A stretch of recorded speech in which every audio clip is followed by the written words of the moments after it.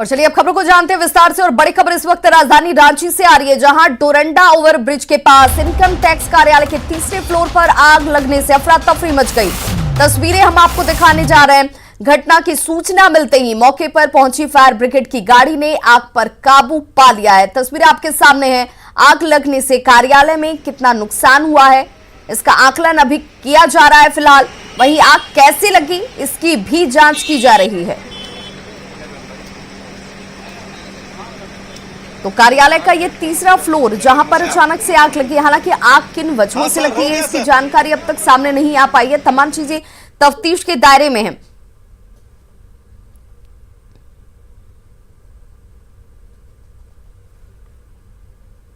तो बिल्डिंग के तीसरे फ्लोर पे ये आग लगी है। फायर ब्रिगेड की टीम ने हालांकि वक्त पर पहुंचकर आग पर काबू पा लिया, लेकिन तब तक काफी कुछ जल चुका था। हालांकि अभी कितना का नुकसान हुआ है, क्या क्या चीजें क्षति हुई है, इसका आकलन किया जा रहा है। वहीं बड़ी खबर लातेहार से है, जहां पर अपराधियों ने बालूमाथ थाना के तेतरिया खाड़ कोयलरी में कल रात हमला कर दिया। अपराधियों ने कोयलरी परिसर में लगे 5 ट्रकों को आग के हवाले कर दिया। साथ ही जमकर गोलीबारी भी की गई है। इस गोलीबारी में ट्रक ड्राइवर और खलासी को गोली लगी, जिनका प्राथमिक इलाज बालूमाथ अस्पताल में किया गया और उसके बाद उन्हें बेहतर इलाज के लिए रिम्स रेफर कर दिया गया। एक्सक्लूसिव तस्वीरें आपके टीवी स्क्रीन पर इस वक्त। अपराधियों ने बालूमाथ थाने से महज 6 किलोमीटर की दूरी पर इस वारदात को अंजाम दिया है। सीसीएल की इस कोयलरी पर पहले भी कई बार रंगदारी को लेकर के हमला किया जा चुका है और एक बार फिर से नक्सलियों की तरफ से इस करतूत को अंजाम दिया गया। इस वारदात के बाद आसपास के क्षेत्रों में दहशत का माहौल जो है वो साफ नजर आ रहा है। लोग इसे लेकर के भयभीत नजर आ रहे हैं। इस वारदात के पीछे सुजीत सिन्हा गैंग का हाथ बताया जा रहा है। हालांकि ये तमाम चीजें अभी अंदेशे के तौर पर सामने आ रही है। इस वक्त सुजीत सिन्हा जमशेदपुर के घाघीडीह जेल में बंद है। राजधानी रांची में नक्सली गतिविधियां इस वक्त बढ़ गई हैं और लगातार कारोबारियों को टारगेट कर उनसे रंगदारी की मांग की जा रही है। हिंद पीढ़ी के एक व्यवसायी से पीएलएफआई के नाम पर नेट कॉलिंग कर 1 करोड़ रुपए की रंगदारी की डिमांड की गई है। इसके साथ ही उग्रवादियों ने पीएलएफआई के लेटर हेड पर उन्हें पर्चा भी भेजा है, जिसमें रंगदारी नहीं देने पर कार्रवाई की धमकी तक दी गई है। पीड़ित कारोबारी का प्रतिष्ठान रांची में लोअर बाजार थाना क्षेत्र के फतेहुल्लाह लेन में है और इस धमकी के बाद कारोबारी का पूरा परिवार दहशत में है। 16 दिसंबर को कारोबारी को फोन आया, जिसमें 1 करोड़ रुपए की डिमांड की गई और इधर अब तक पुलिस के पास मामले को लेकर कोई शिकायत हालांकि दर्ज नहीं कराई गई है। तो पीएलएफआई के नाम पर रंगदारी की मांग की जा रही है। देखिए, अगर हाल के दिनों में भी देखा जाए तो रांची की खासतौर पर अगर हम बात करें तो कुछ वक्त पहले राजभवन के पास नक्सली पर्चा चिपकाया जाता है, जिसे लेकर सुरक्षा व्यवस्था पर सवाल उठे थे कि आखिर इस जगह पर जो वीवीआईपी इलाका है वहां तक नक्सली पोस्टर चिपकाने में कामयाब हो जा रहे हैं। हालांकि इसके बाद इस मामले में 4-5 लोगों की गिरफ्तारी भी हुई थी, जिन्हें शक के आधार पर गिरफ्तार किया गया था। और एक बार फिर से देखिए, पीएलएफआई के नाम पर एक व्यवसायी से रंगदारी की डिमांड की गई है 1 करोड़ रुपए की। ओम प्रकाश हमारे सहयोगी इस वक्त हमारे साथ लाइव जुड़ गए। ओम प्रकाश, पुलिस क्या कर रही है? क्योंकि अगर बड़ी आसानी से नक्सली जो है इन शहरी इलाकों में, वीवीआईपी इलाकों में और बड़े कारोबारियों तक रंगदारी की डिमांड कर लेते हैं, पर्चे चिपका देते हैं, धमकी दे दी जाती है, तो फिर लोगों के अंदर डर तो लाजमी है ना।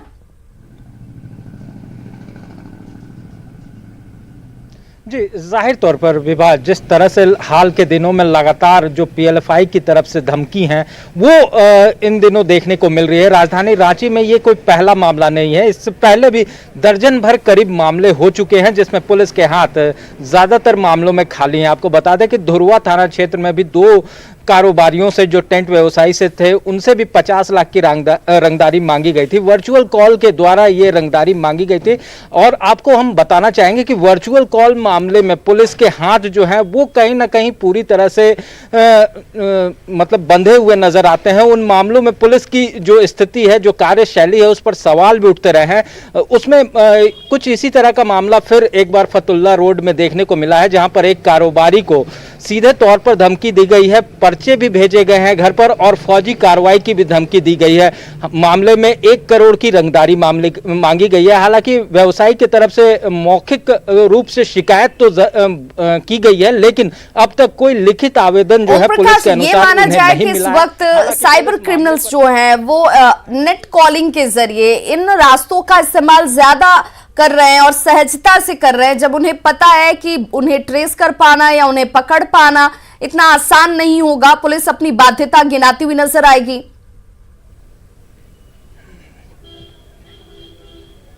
जी, जाहिर तौर पर जो नक्सली और उग्रवादी के साथ आपराधिक संगठन है वो भी कहीं ना कहीं इन दिनों साइबर जो टेक्निकल एक्सपर्ट हैं उन लोगों को अपनी टीम में शामिल कर रहे हैं। बाकायदा इसके लिए क्लासेस भी जो हमें जानकारी सूत्रों के हवाले से मिली है कि नक्सली और उग्रवादियों के द्वारा जो क्लासेस भी दी जा रही है ताकि अपने लोगों को जो है वो ज़्यादा से ज़्यादा एक्सपर्ट कर सके टेक्निकल मामलों में, क्योंकि इन मामलों में पुलिस के हाथ जो हैं वो काफ़ी बंध जाते हैं। एक तरह से जो वर्चुअल कॉल है उसमें कहीं ना कहीं देखना होगा कि इस पूरे मामले में पुलिस की तफ्तीश कहां तक पहुंचती है, किस तरीके से कार्रवाई होती है और ऐसी घटनाओं पर लगाम कैसे निकाली जाती है, कैसे लगाई जाती है। बहुत बहुत शुक्रिया ओम प्रकाश तमाम जानकारी के लिए। इधर नक्सलियों पर नकेल कसने के लिए झारखंड पुलिस ने संयुक्त अभियान की शुरुआत जरूर कर दी है। 1 करोड़ के इनामी अन्नदा महाराज प्रामाणिक अमित मुंडा की खोज इस दौरान की जा रही है। ये वो नाम है जिन्हें लेकर के पुलिस की तरफ से इस वक्त कवायद बहुत तेज की गई है और इस ऑपरेशन में खूंटी, रांची और सरायकेला पुलिस के साथ कोबरा बटालियन, एसएसबी और जिला पुलिस के जवान भी शामिल हैं।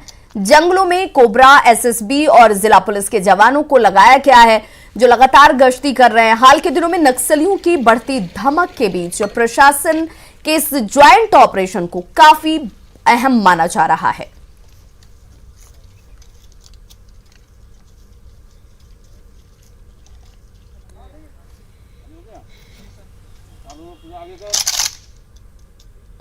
और चलिए इस वक्त सीधे लिए चलते हैं मिशन बंगाल, जिस पर सभी का फोकस है। और इस वक्त अमित शाह आपको तस्वीरों में नजर आ रहे होंगे जो इस वक्त मिशन बंगाल पर ही हैं और एक के बाद एक उनके और स्वामी विवेकानंद के पैतृक आवास पर इस वक्त आप देख पा रहे हैं अमित शाह को और ये तस्वीरें सीधी आप तक।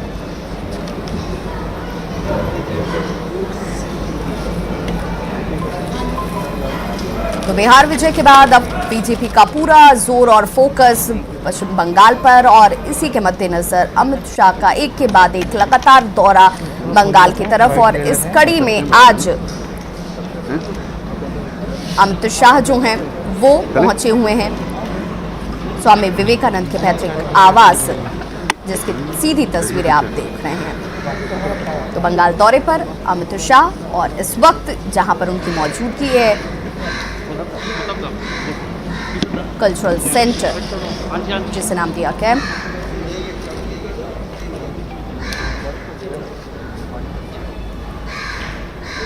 तो कल्चरल सेंटर में इस वक्त अमित शाह की मौजूदगी है, जिसकी तस्वीरें आप देख पा रहे हैं। कोलकाता के कल्चरल सेंटर में अमित शाह विवेकानंद की प्रतिमा पर उन्होंने फूल अर्पित किए, उन्हें श्रद्धांजलि अर्पित की और ये तमाम कवायदें जो हैं वो बीजेपी को पश्चिम बंगाल में मजबूत और विजयश्री दिलाने के लिए और कोलकाता के कल्चरल सेंटर में इस वक्त अमित शाह की मौजूदगी। कैलाश विजयवर्गीय आपको तस्वीरों में नजर आ रहे होंगे। अभी वक्त से कुछ वक्त पहले की बात कर ली जाए या कुछ दिन पहले की बात कर ली जाए तो जिस तरीके से काफिले पर हमला किया गया था उसमें कैलाश विजयवर्गीय को चोट भी आई थी और इसके बावजूद लगातार ये कहा गया कि जो भी कोशिश कर ली जाए, लेकिन इस बार बंगाल और बंगाल मानुस जिसका जिक्र किया गया, ये कहा गया कि इस बार तब्दीली होगी। लोगों को डराकर धमकाकर लोकतंत्र में जीत हासिल नहीं की जा सकती है और बीजेपी एक मजबूत विकल्प के साथ यहां पर अपनी मजबूत पकड़ की ओर आगे बढ़ती हुई और इसी कड़ी में बंगाल का दौरा अमित शाह का बेहद महत्वपूर्ण और सीधी तस्वीरें कल्चरल सेंटर से आप देखते हुए। बिहार में नेता प्रतिपक्ष तेजस्वी यादव रांची में हैं। वे रिम्स में भर्ती अपने बीमार पिता और आरजेडी अध्यक्ष लालू प्रसाद से मुलाकात करने वाले हैं। आज चूंकि आज शनिवार का दिन है, मुलाकात का दिन है, 3 लोगों को मुलाकात करने को लेकर आज इजाजत होती है। इस कड़ी में तेजस्वी यादव की आज उनसे मुलाकात होगी। ये तस्वीरें जो आपके टीवी स्क्रीन पर इस वक्त दिख रही हैं, ये कल जब तेजस्वी यादव रांची पहुंचे हुए थे। आज वो मुलाकात करेंगे। बिहार चुनाव प्रक्रिया और नतीजों के बाद ये पहली मुलाकात होगी जब तेजस्वी यादव पिता के साथ आमने सामने होंगे और कई राजनीतिक मुद्दों पर भी चर्चा की जाएगी। पहला मौका है जब तेजस्वी यादव अपने पिता लालू प्रसाद से मुलाकात करेंगे और राजनीतिक नजरिए से इस मुलाकात को महत्वपूर्ण माना जा रहा है। दरअसल शनिवार का दिन है और जिसका जिक्र हम बार बार कर रहे हैं, जब मुलाकात का दिन होता है और इसी मुलाकात के दिन तेजस्वी यादव उनसे मिलने के लिए रांची में मौजूद हैं। तो लालू प्रसाद का स्वास्थ्य जो कि इस वक्त बताया जा रहा है, क्रिएटिनिन लेवल जो है वो बढ़ा हुआ है और इसी वजह से उन्हें डायलिसिस की क्या जरूरत पड़ सकती है, इसे लेकर के डॉक्टरों की टीम लगातार इस पर चर्चा विचार विमर्श करती हुई और पिता के स्वास्थ्य की जानकारी लेना भी इस दौरे और यहां पर पहुंचने का एक महत्वपूर्ण उद्देश्य भी। और सहयोगी उपेंद्र हमारे साथ इस वक्त लाइव जुड़ गए रांची से। उपेंद्र, तेजस्वी यादव की मौजूदगी पहले तो एक पुत्र के लिहाज से अपने पिता के स्वास्थ्य को लेकर जानना बेहद स्वाभाविक सी नजर आती है। दूसरा, क्या ये माना जाए कि राजनीतिक दृष्टिकोण से लालू प्रसाद हर वक्त कहीं ना कहीं जानकारी देते रहते हैं कि क्या करना है, कैसे करना है और इसलिए भी ये मुलाकात बेहद महत्वपूर्ण है।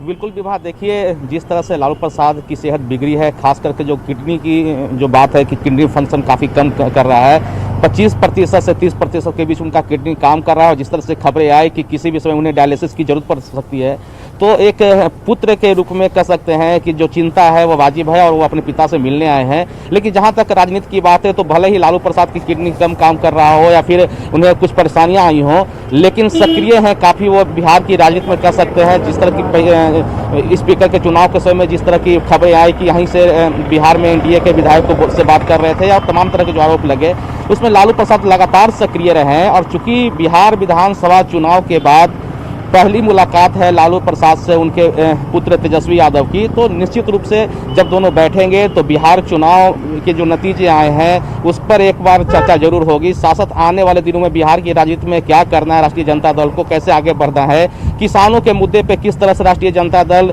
किसानों के साथ आगे आंदोलन करेगा, तमाम तरह की जो बातें हैं उस पर एक पिता और पुत्र की बात होगी और वहाँ पर पिता पुत्र से ज्यादा राजद के राष्ट्रीय अध्यक्ष से नेता। उपेंद्र, आखिर में और संक्षेप में वक्त क्या है, कितने बजे से कितने बजे तक ये मुलाकात होने वाली है? विभा, वही मैं बता रहा था कि जो जानकारी मिली है उसके अनुसार 12 बजे से 4 बजे तक तेजस्वी यादव अपने पिता लालू प्रसाद के साथ रहेंगे। जो जानकारी है उसके अनुसार दोपहर का खाना तेजस्वी यादव अपने पिता के साथ ही करेंगे और कई मुद्दों पर उनसे बात करेंगे। साथ साथ लालू प्रसाद के जो डॉक्टर हैं उमेश प्रसाद, जो उनका ट्रीटमेंट लगातार कर रहे हैं, उनसे भी तेजस्वी यादव की एक मुलाकात संभव है और वो पूरी जानकारी लेंगे कि पिता का जो अभी किडनी फंक्शन का जो प्रॉब्लम है वो कितना है, किस स्टेज में है, आगे के लिए क्या किया जा सकता है। बिल्कुल, तो अब ये देखना होगा कि जब डॉक्टर से भी उनकी मुलाकात होती है, डॉक्टरों से अपने पिता की स्थिति को लेकर के जानकारी लेने के साथ साथ राजनीतिक तौर पर भी इस मुलाकात में क्या कुछ निकलकर सामने आता है। बहुत बहुत शुक्रिया उपेंद्र तमाम जानकारी के लिए। फिलहाल रुक रहे एक छोटे से अंतराल के लिए, फौरन होंगे वापस, बने रहिए हमारे साथ।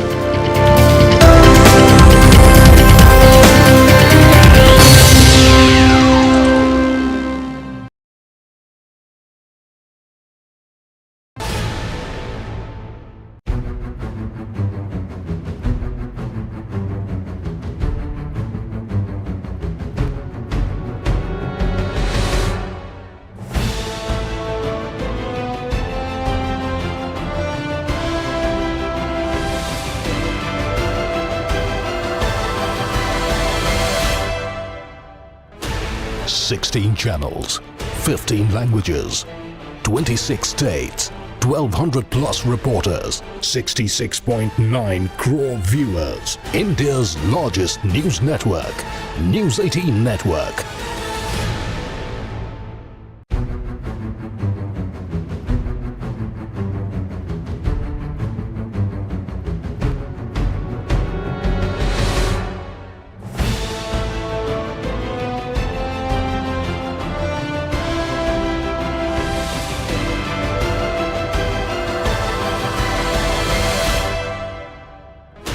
16 channels, 15 languages, 26 states, 1200 plus reporters, 66.9 crore viewers. India's largest news network, News 18 Network.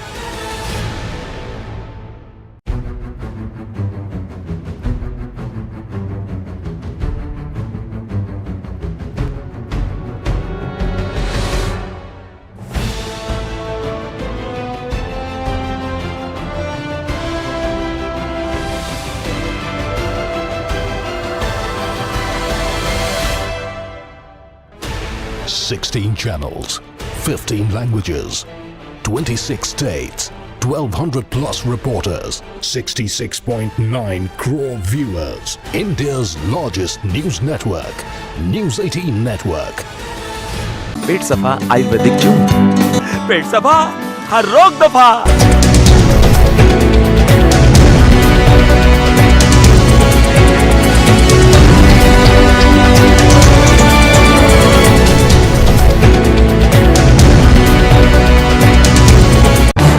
इस न्यूज हेडलाइंस के प्रायोजक पेट सफा आयुर्वेदिक जून, पेट सफा हर रोग दफा।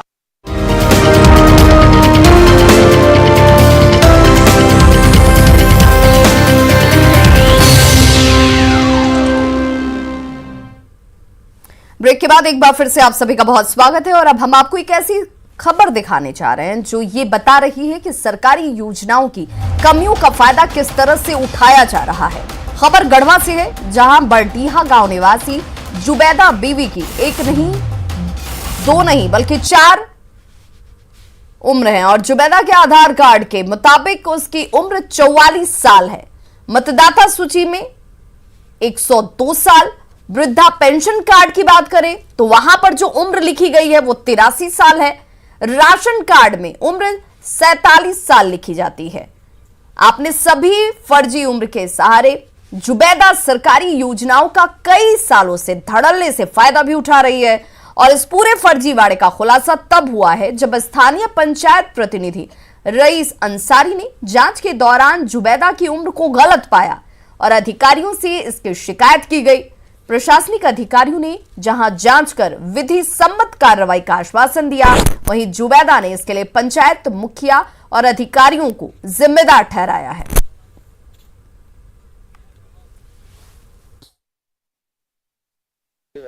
हम गरीब आदमी हैं, हमको अथी जो बुझाया वो कराया सब कोई करता है, मगर कराने के ऊपर सब दुश्मन लोग कटवार दे रहा है और कुछ समझ नहीं रहा है हमको। पर सवत सैतीन चढ़ गया, हम किसका कमाई खाए। जुबैदा बीबी बिल्कुल गरीब आदमी है, निरी गरीब है। उसका बच्चा भी नहीं हो रहा था तो उसका पति जो है दूसरा शादी कर लिए और इनको भगा दिए और किसी तरह से इनका पेंशन भी हुआ था वो भी कटवा दिया गया। निरी गरीब है, मारल चलती है, अपने पिता के यहाँ भी रहती है। हाँ, कल एक मामला संज्ञान में आया है कि एक महिला गलत साक्ष्य के आधार पर सरकारी लाभ का लाभ योजना में आच्छादित हुई है। संज्ञान में आने के साथ ही उस पर जांच का आदेश दिया गया है। जांचोपरांत विधि सम्मत कठोर कार्रवाई सुनिश्चित की जाएगी। और सहयोगी शैलेश कुमार हमारे साथ इस वक्त ज्यादा जानकारी के साथ फोन लाइन पर गढ़वा से जुड़ गए हैं। शैलेश, जुबैदा की अगर बात मानी जाए तो जुबैदा के जैसे और कई लोग हैं, लेकिन सवाल तो यही है ना कि जुबैदा ने अगर 4 प्रमाण पत्र और 4 सरकारी योजनाओं का फायदा उठाया तो इन योजनाओं को बनाने वाले, इन तक पहुंचने वाले लोग भी तो और होंगे, उनके ऊपर कार्रवाई क्यों नहीं? जी, सही बात आपने तो पूछा है। ये सरासरी गलती जो हुई है वो पंचायत प्रतिनिधि और प्रशासनिक अधिकारी के मिली भगत के कारण हुई है। क्योंकि जुबैदा से हमने जब बात किया तो जुबैदा बिल्कुल सही वाकई में अनपढ़ है और वो उसके पति ने उनको छोड़ दिया है, जिसके कारण वो गरीबी में जी रही है। और जब गांव में पंचायत स्तर पर जब ये सूची तैयार किया जा रहा था उसी दौरान जुबैदा ने अपना आधार कार्ड दिया था और आधार कार्ड में उम्र गलत होने के कारण पंचायत प्रतिनिधि और अधिकारी ने उनकी सूची में नाम दर्ज कर दिया, जिसके आधार पर उन्हें इंदिरा आवास का लाभ मिला, पेंशन का लाभ लगभग 4-5 साल से उठा रही है और भी अन्य सरकारी योजनाएं का लाभ है, जो राशन वगैरह का लाभ है वो भी उनको लगातार मिल ही रहा है।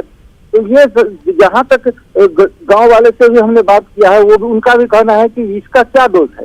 ये तो एक लाचार मजबूर है और गरीब आदमी थी और इसका अपने परवरिश के लिए इन्होंने अपना आवेदन दिया और आवेदन को स्वीकृत करने वाले तो अधिकारी हैं जो बिना जांच किए। बिल्कुल, और अब ये देखना होगा कि वैसे अधिकारियों पर कब तक कार्रवाई की जाती है। बहुत बहुत शुक्रिया।